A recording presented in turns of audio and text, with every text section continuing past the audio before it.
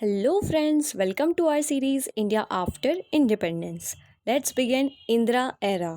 Morarji Desai again led his claim after death of Shastri, and this time also Syndicate was in no mood of allowing him to become PM, and instead made Indira our choice. This time matters were not to be decided by consensus, as Desai insisted for a vote in part in which Indira emerged as a clear winner. She inherited many problems like demand for Punjabi Suba, unrest among Mizos and Nepal, which she dealt with effectively. However, situation on the economic front was poor.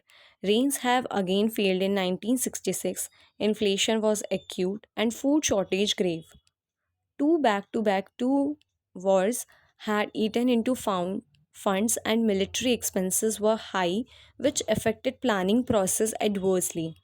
Indira Gandhi launched a warlike effort to deal with famine and food insecurity. At that time, India was heavily dependent upon PL 480 program of the US to import wheat for food security. She also took a bold but controversial step of devaluation of Indian currency by 35% to boost Indian exports and make India as an investment destination more attractive. India, US, and UK had also stopped aid in wake of Indo-Pak War and were now demanding to devaluate rupee if such aid were to be resumed. However, neither aid resumed significantly nor capital inflow increased. The step was seen as buckling under foreign pressure, and Congress leaders like Kamraj also criticized it as a decision taken without due consultation with party members in an election year. Indira Gandhi also tried to bolster ties with US and visited US.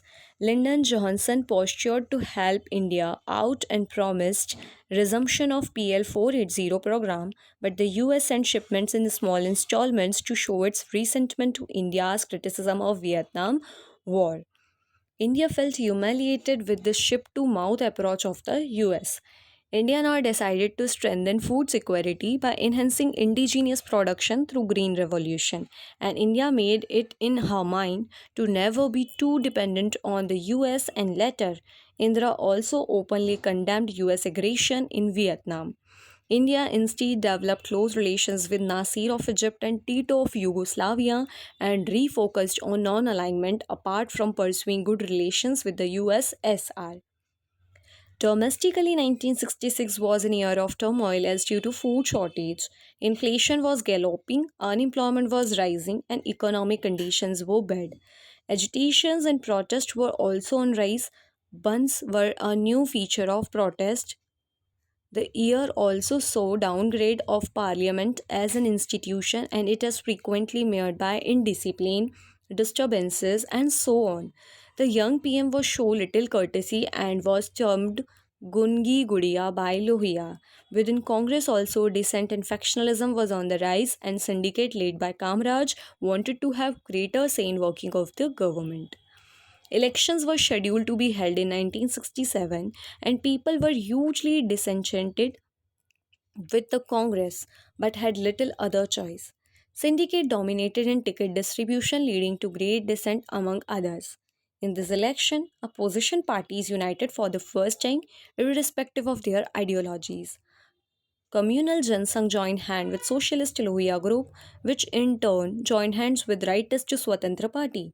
Elections results led to big decline in Congress seats.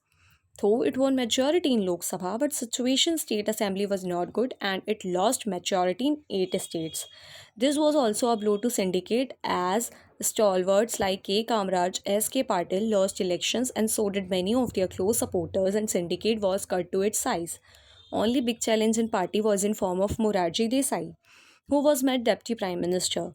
This time was also a test of Indian federalism, which she passed successful as situation remained more or less same in terms of administrative relations between center and state.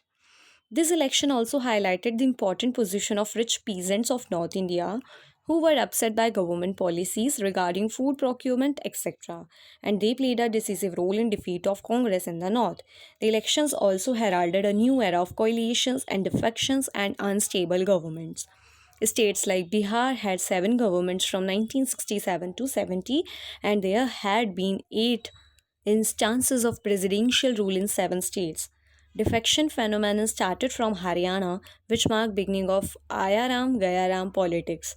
It could be checked only in 1986 with passage of anti-defection legislation. Thank you.